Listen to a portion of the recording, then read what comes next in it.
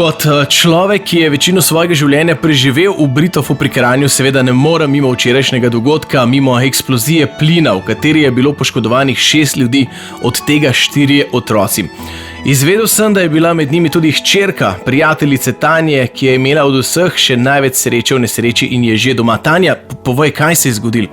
Naša kapa res rešila. Kapa je imela gor pa uratnik in ima sansko ponosko mečka na rdeč, zase ima sam konice užgane, fant je pa tako brez frizur, pa ena operacija ob 9 zvečer.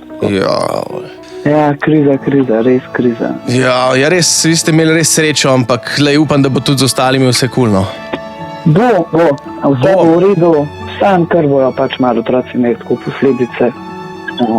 Drugače pa ja, so vsi, kakor jaz vem, vsi že v ukrevanju. No, super, ampak so pa gasilci ful pomagali, si rekla, ne? Da so bili zelo hitri tam in da so zelo dobro pomagali, da so tudi oni mogoče preprečili kakšne hujše posledice potem. Ja, v bistvu ta prvi, ki je prišel Joža Tiringarjev, ki je v bistvu pol skrbel te otroke, dal jim je te povoje na obraze in pol, ko smo se mi zvečer pogovarjali z gasilci, mislim, ti trakovi so naredili čudežno, ker pri nas tudi Gaja bi bila verjetno malo pečena, ampak so jo kuj namazali, zrihtali in ne vem res. Jaz sem tu hvaležna, da je bil Joža tam, no, tako za vse 3 otroke in za delavce. No.